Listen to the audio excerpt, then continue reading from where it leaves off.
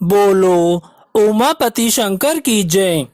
बोलो ओम नमो पार्वते हर हर महादेव। ओम नमः शिवाय हर हर महादेव। एक बार भगवान शिवजी व माता पार्वती जी नारद जी के साथ भ्रमण करने को चले गए।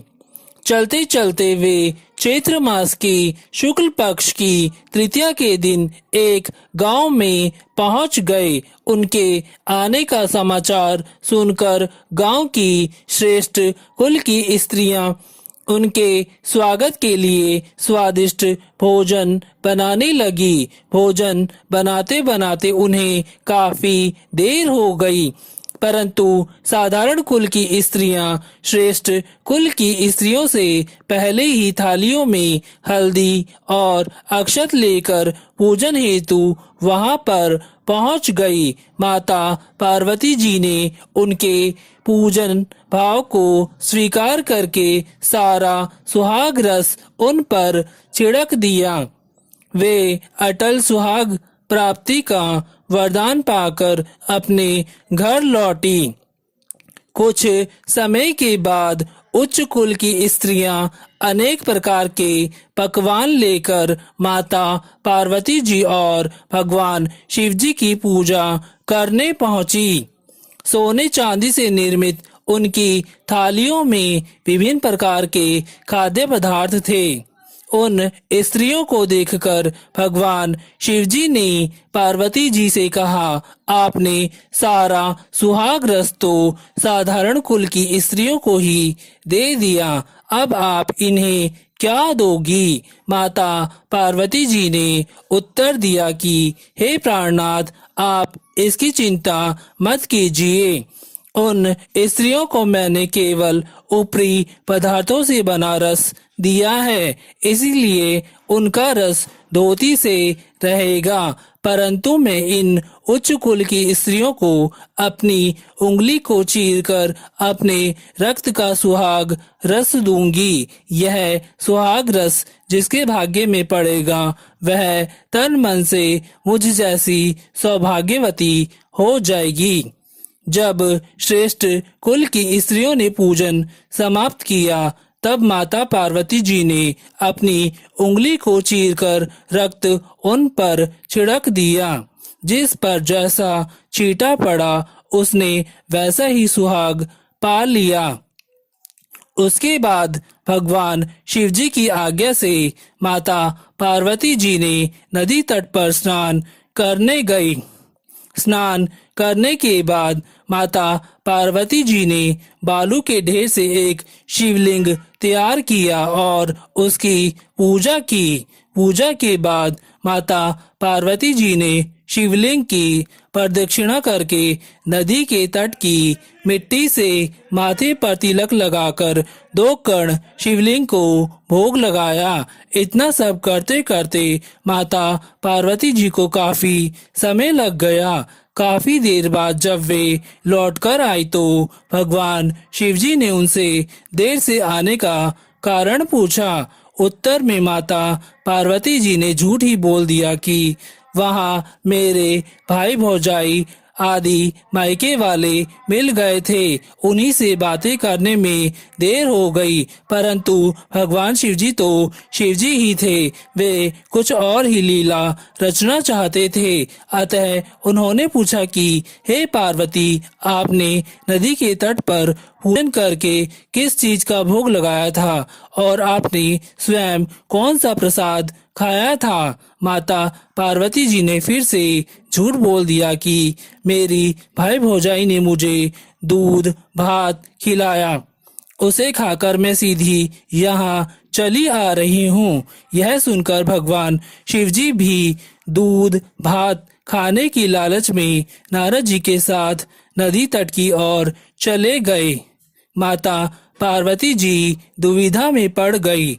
तब उन्होंने मौन भाव से भगवान भोले शंकर जी का ही ध्यान किया और प्रार्थना की, हे भगवान, आप इस समय मेरी लाज रखिए। यह प्रार्थना करती हुई माता पार्वती जी भगवान शिवजी के पीछे पीछे चलती रही। उन्हें दूर नदी के तट पर एक महल दिखाई दिया। उस महल के भीतर पहुंचकर माता पार्वती जी देखती है कि वहां पर उनके भाई भौजाई आदि सहपरिवार उपस्थित हैं। उन्होंने माता पार्वती जी व भगवान शिव जी का खूब आदर सत्कार स्वागत किया। कुछ दिन तक भगवान शिव जी व माता पार्वती जी उस महल में रहे। माता पार्वती जी ने भगवान शिव जी से चलने के लिए कहा, पर भगवान शिव जी तैयार ना हुए। वे अभी और रुकना चाहते थे। तब माता पार्वती जी रूठकर अकेले ही चली जाती हैं। ऐसे में भगवान शिव जी को पार्वती जी के साथ चलना पड़ा। नारद जी भी साथ साथ चल दिए। चलते चलते वह बहुत दूर निकल गए। उस समय भगवान सूर्य धाम पश्चिम की ओर पधार रहे थे और अचानक भगवान शिव जी पार्वती जी से बोले, मैं आपके मायके में अपनी माला भूल आया हूँ। माता पार्वती जी ने कहा, ठीक है, मैं ले आती हूँ, और अपने मायके जाने की तैयारी करने लगी। परंतु भगवान शिव जी ने उन्हें जाने की आज्ञा ना दी और इस कार्य के लिए ब्रह्मपुत्र नारद जी को भेज दिया। परंतु वहां पहुंचने पर नारद जी को कोई महल नजर न आया। वहां तो दूर दूर तक जंगल ही जंगल था, जिसमें हिंसक पशु विचर रहे थे। नारद जी वहां घूमने लगे और सोचने लगे कि कहीं वे किसी गलत स्थान पर तो नहीं आ गए। मगर सहसा ही बिजली चमकी और नारद जी को भगवान शिव जी की माला एक पेड़ पर टंगी हुई दिखाई दी। नारद जी ने माला उतार ली और भगवान शिव जी के पास पहुंचकर वहां का सारा हाल बताया। भगवान शिव जी ने हंसकर कहा, नारद, यह सब पार्वती की ही लीला है। इस पर माता पार्वती बोली, मैं किस योग्य हूँ? तब नारद जी ने सिर झुकाकर कहा, माता, आप पतिव्रताओं में सर्वश्रेष्ठ हैं। आप सौभाग्यवती समाज में आदि शक्ति हैं। यह सब आपके पतिव्रत का ही प्रभाव है। संसार की सभी स्त्रियों आपके नाम स्मरण मात्र से ही अटल सौभाग्य प्राप्त कर सकती हैं और समस्त सिद्धियों को बना तथा मिटा सकती हैं। तब आपके लिए यह कर्म कौन सी बड़ी बात है? महामाये गोपनीय पूजन अधिक शक्तिशाली तथा सार्थक होता है। आपकी भावना तथा चमत्कारपूर्ण शक्ति को देखकर मुझे बहुत प्रसन्नता हुई। मैं आशीर्वाद रूप में कहता हूँ कि जो स्त्रियां इसी तरह गुप्त रूप से पति का पूजन करके मंगल कामना करेंगी, उन्हें भगवान शिव जी की कृपा से दीर्घायु वाले पति का प्रेम मिलेगा। माता पार्वती जी व भगवान शिव जी की कृपा से अखंड सौभाग्य की प्राप्ति होगी। बोलो उमापति शंकर की जय। बोलो ओम नमो पार्वते हर हर महादेव। ओम नमः शिवाय। हर हर महादेव। अगर आपने अभी तक हमारे YouTube चैनल लाजपत दोतानिया को सब्सक्राइब नहीं किया है तो जल्दी से सब्सक्राइब करके बेल आइकॉन की घंटी को ऑल पर सेट कर लें।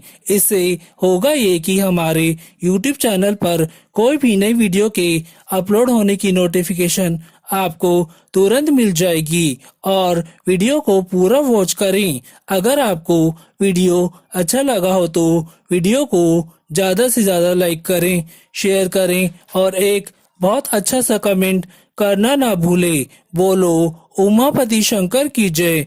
बोलो ओम नमो पार्वते हर हर महादेव। ओम नमः शिवाय। हर हर महादेव।